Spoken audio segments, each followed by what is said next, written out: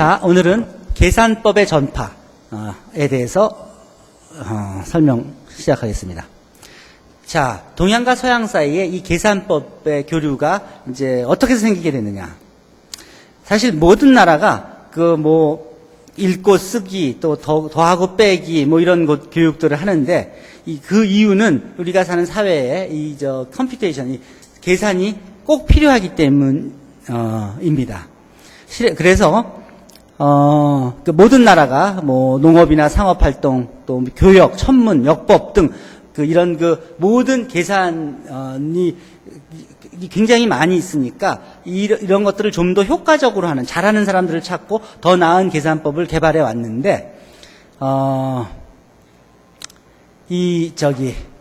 각 나라마다 그 해법을 찾은 게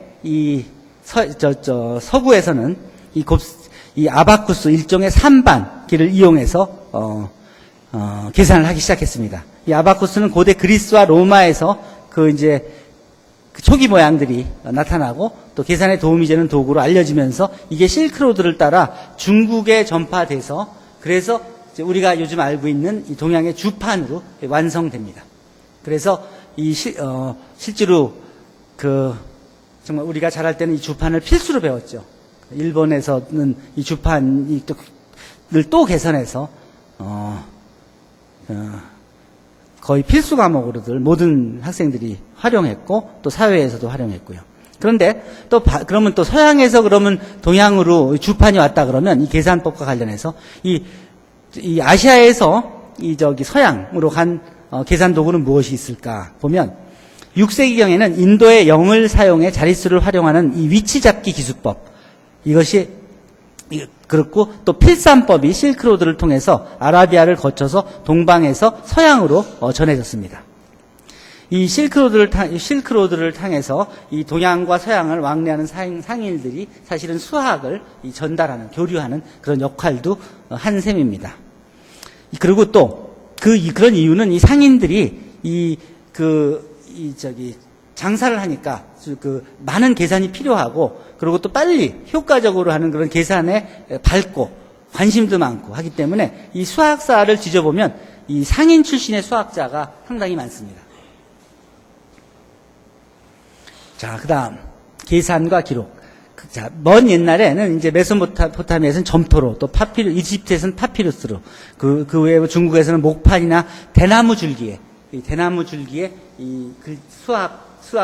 수학식을 쓰고 수학 문제들을 써서 그래서 이 기록들을 해놨습니다. 그리고 실제로 이런 것들이 지금 발견되고 있습니다.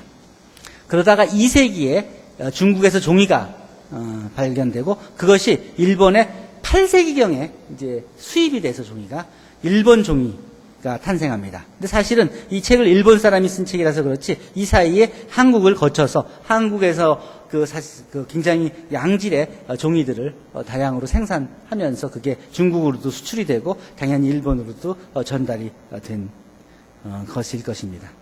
그 다음에 고대 중세에는 서양에서는 양피지에 기록을 남겼고 12세기에는 중국에서 그 종이가 전달되면서 그 종이를 풀어가지고 이 펄프를 사용해서 만들기 시작됐고 20세기에 들어서는 합성시, 중성지, 부직포 등을 나무나 석유로 만들기 시작합니다. 옛날 기록을 보면 이렇게 점토판에 서령 숫자가 써 있는 것을 확인할 수 있습니다. 계산도 암산, 또 계산기를 이용하는 계산, 또 필산 등이 있는데 계산기를 보면은 아바쿠스나 산반, 주판들이 이용되고 이게 주판의 그리스 주판의 모습입니다. 이게 로마의 아바쿠스 모양이고요. 그러고 요즘 계산기, 컴퓨터 또는 캘큘레이터들을 사용하죠. 필산이 점점 발전해서 계산기나 컴퓨터를 이용해서 발전하고 또 그것으로 그래프도 그리고 또 필산을 모래 위에다가 글을 쓰기도 하고 돌판 위에 글을 쓰기도 하고 하면서 이런 계산을 다양한 도구를 이용해서 계산하는 방법과 도구들이 발전해 왔다는 소리죠. 동쪽에서는 필산이 서쪽으로 갔고 서쪽에서는 아바쿠스가 동쪽으로 온 셈입니다. 그래서 그 과정을 보면 이 1세기에 로마나 그리스의 이제 아바쿠스가 실크로드를 통해서 이제 2세 중국으로 전달됐고, 그 다음에 그 중국으로 전달된 이런 그 아바쿠스가 한국을 거쳐서 일본으로 17세기에 전달됐고, 그것이 주판으로 이제 발전했고요. 그 다음에 인도에서의 이제 필산법, 또 영의 그 위치 기수법 같은 것들이 실크로드를 통해서 이제 그리스 로마로 전달된 것입니다.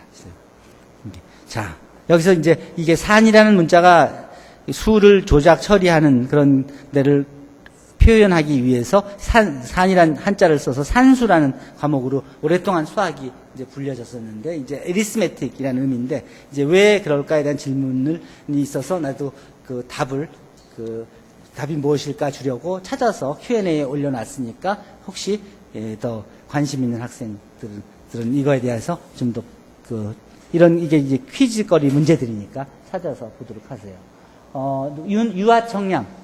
이 산이란 말, 중국에서는 이 에리스메틱을 뭐라고 어떻게 써요?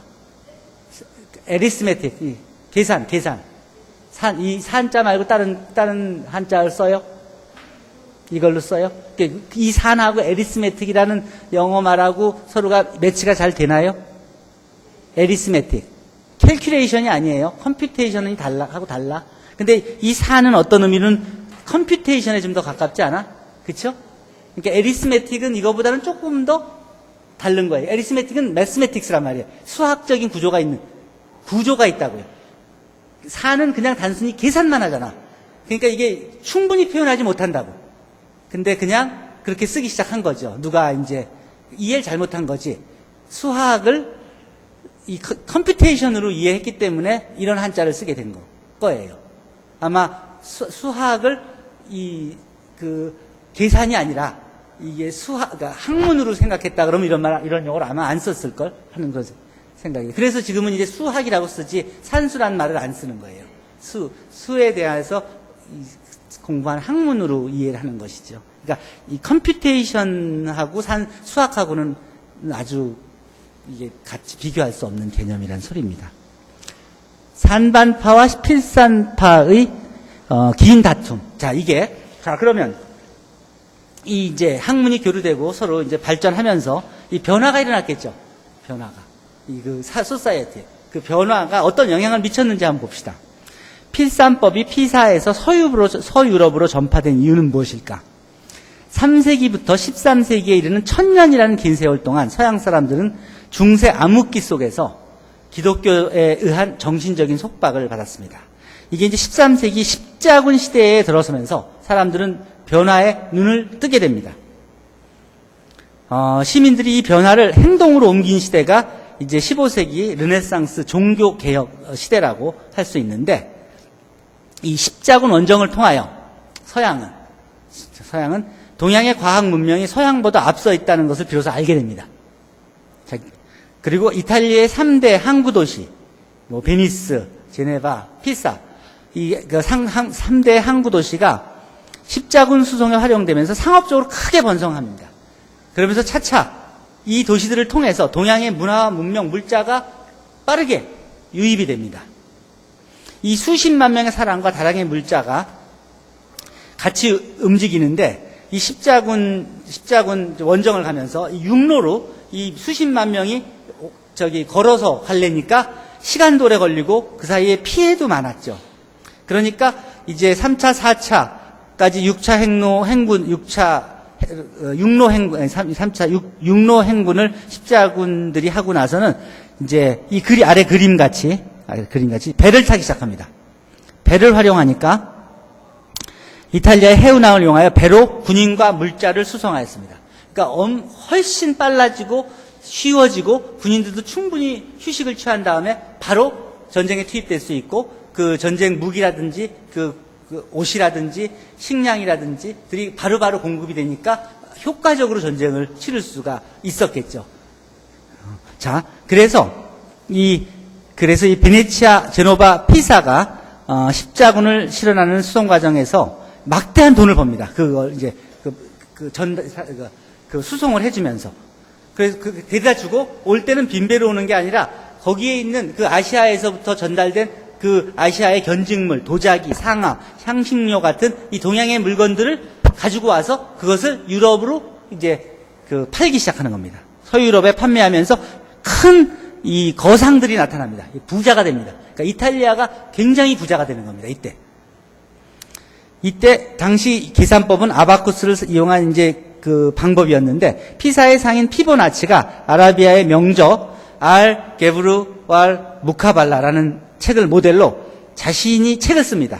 그 책 이름이 삼반서라 그러는데, 리버 아바치, 의미로는 계산판에 대한 책이라는 이 책을 피보나치가 씁니다. 이것은 인도 아라비아식 필산법으로 능률적이고 정확한 계산을 할 수 있기 때문에 빠르게 다른 상인들에게 전파됩니다.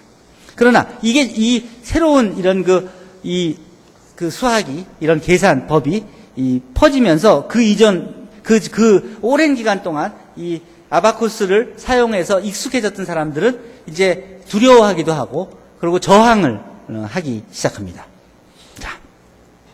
자, 그 과정을 좀 보죠. 먼저 이탈리아의 3대항, 제노아, 베네치아, 피사에서 이제 이 아코가 어디냐면, 이게 이제, 예루살렘에서 180km 좀 위쪽인데, 바로 요 앞에가 뭐가 있냐면, 저기에 있습니다, 도시가. 이스라엘 인스티튜트 오브 테크놀로지가 그 테크니온이라고도 부르는데, 이거 이스라엘 공과대학이 있는 도시가 하이파예요. 하이파가 바로 요 아코하고 붙어 있습니다. 거기에를 실제로 가본 내용을 올려놨었는데, 누가 내가 올려놓은 사진 본 사람 있어요? 여기에 보면 13세기부터 십자군 원정을 통해서 이게 이렇습니다. 아코가 어디에 있냐면, 아코가 여기에 있습니다. 이게 예루살렘이 여기고, 여기에 IIT가 여기 있고, 이제 여기에 이태리에서 이제 배를 타고 이제 여기 항구에 오게 되는데, 이 아코가 하이파시에서 바로 보이는 지중해 동쪽의 항구 도시인데, 거기가 이 바하이 종교 이 사원이 이렇게 있더라고요. 어때요? 여기가 거의 사막 그런 데인데, 여기 지중해고. 근데 이런 정원이 있더라고. 이 정원을 아래서 찍은 사진인데, 이렇고, 정원에 풀이 이래. 그 관련된 사진 찍어놓은 게 여기에 있어서 몇 개 저기 올려놓은 건데, 어쨌든 여기 이 아코가 여기 가서 실제 수영도 해봤었는데, 그러니까 이쪽이 이렇게 비옥한 땅이 아니라, 이게 지금은 굉장히 황량한 그런 땅인데 이렇게 가꾸어서 살고 있어요. 어쨌든 그래요. 근데 이 지역에 그러니까 여기서 이제 교류가 되면서 이제 이 배를 통한 그런 인력 수송이 결국은 무역까지 발전시키고, 그 무역을 통해서 그래서 이제 자연스럽게 동서양의 이 수학도 교류가 되는 것입니다. 이 계산법, 이 리버 아바치에 대한 내용을 조금 더 설명하면, 1장에는 인도 아라비아 숫자의 읽는 방법과 쓰는 방법, 2장에선 정수의 곱셈, 가감승제들이 있고요. 그 다음에 비율, 비례, 또 환전, 이게 이제 사실은 저기도 다 있는 건데, 이게 이상선 선생님이 쓴 수리 책에도 있는 내용들이에요. 환전, 합자산, 이게 합자산은 뭐냐면 돈을 같이 내어 경영한 사업에서 생기는 이익 배당이나 손실 분담을 어떻게 하는지에 대한 그런 계산법. 혼합산, 이건 이제 연산이 막 섞여 있는 거, 문제 해결, 가정법, 제곱근, 세제곱분, 기하, 대수, 이런 내용들이 이제 리버 아바치에 있는 겁니다. 이게 이제 아랍 수학을 공부한 피보나치가 쓴 책입니다. 이 혁신적인 필산파와 그래서 이제 또 전통적인 삼반파는 18세기까지 500년 동안이나 이 대립하고 싸웁니다. 경쟁합니다. 때때로는 우리의 이 계산법이 훨씬 더 우수하다. 그래서 너희 것보다 하고 서로 공개 시합을 하기도 합니다. 문제를 주면 양쪽에서 이쪽은 아바쿠스를 이용해서 풀고 이쪽은 필산해서 풀고 해서 누가 빨리 푸는지 오랜 기간 동안. 이게 이제 그 남은 기록 중에 하나입니다. 1568년에 이게 이제 판정 심판원이 여기 있고 이제 둘이서 컴피티션을 하는 그런 내용입니다. 어쨌든 기독교와 이슬람교들이 이제 이제 교류를 하면서 이제 갈등들이 이제 아까 같은 그런 예로서 드러나는데, 종교적으로 보면 유대교는 기원전 5세기에 바빌론의 포로 생활로 이제 그러니까 그 신앙들이 유대교 신앙들이 굳어져서 유대인들이 지금까지도 그렇게 단결력을 발휘하고 있고, 기독교는 기원 후 1세기 기독교가 이제 창설되죠, 새로. 이게 뭐냐 그러면 이게 말하자면 개신교죠. 말하자면 어쨌든 신교, 개신교 뭐 어쨌든 기원 후 1세기 기독교가 창설되고 16세기에 이제 이게 구교와 신교로 나타납니다. 이게 여기서 이제 개신교가 나오는 거죠. 그 다음에 이슬람교, 6세기에 이슬람교가 마호메트에 의해서 창설되는데, 이걸 이제 우리가 무슬림, 회교라고 얘기하죠. 근데 궁극적으로는 이 세 종교는 뿌리가 같습니다. 그리고 한 500년 간격으로 이 세 개의 종교가 탄생됐고요. 근데 이 뿌리가 같은 세 개의 종교가 지금까지도 갈등이 가장 심한 것은 또 하나의 아이러니입니다. 이 불교나 뭐 갖고 상하고보다도 훨씬 이 세 개 종교 사이의 갈등이 훨씬 강하죠. 특히 유대하고 무슬림하고는. 자, 그 역사를 보면 7세기에서 10세기까지는 영토 확장 전쟁으로 치열하게 전쟁이 있었고, 11세기에서 13세기에는 십자군 원정으로 예루살렘을 누가 차지하냐를 두고 이제 그 기독교와 셀주크 투르크족들이 싸웠고요. 15세기에는 오스만 제국이 함락되고, 오스만 제국의 함락, 그리고 콘스탄티노플을 오스만 티르크가 공격하고 하는, 이게 이제 그게 지금 이스탄불에서 일어난 일들이죠. 그리고 현재도 세계 각지의 이제 분쟁들이 아프리카, 이 종교적인 분쟁들이 있습니다. 이게 15세기 그리스도교의 최후의 요새로 불리는 로도스 섬의 로도스 기사 단인. 어쨌든 그렇지만 이 전쟁 중에도 동양과 서양 사이에는 문화와 문명의 교류가 있었다는 것입니다. 이게 그 당시에 이 무슬림의 영향력을 보여주고 있는 지도입니다. 마호메트의 영토가 있고, 그 다음 4대 칼리프의 영토들이 이렇게 확장되고, 이게 이렇게 저쪽 코르도바, 뭐 포르투갈, 멕시코로 영향을 미치고, 이쪽에 합니다. 이게 어디냐? 이게 이게 예루살렘입니다. 내가 이거 직접 찍은 사진인데, 요게 담이고, 요 안쪽은 유대인이 살고, 요 안쪽은, 요 바깥쪽은 이제, 무슬림이 사는, 지역입니다. 그리고 여기가 예수, 막달라 마리아가 묻혀있는 그 무덤이고, 공동묘지고, 뭐 등등. 마리아. 자, 시간이 됐으니까 오늘은 여기까지, 하도록 하죠. 그래서 오늘 다룬 내용은 그러니까 서양의 아바쿠스가 동양으로 전달되면서 주산으로 발전하고, 또 동양의 그 필산이 아라비아 숫자가 그것이 이제 유럽으로 전달되면서 필산법이 발전하게 되면서 그 둘이 사회에 미친 영향과 그 당시의 시대 상황, 그리고 그것을 가능하게 했던 그 교류, 동서양의 교류, 특히 여기 그 이태리가 그 유럽의 관문으로서 그 교류 역할을 했던 그런 시대를 보여주고 있습니다.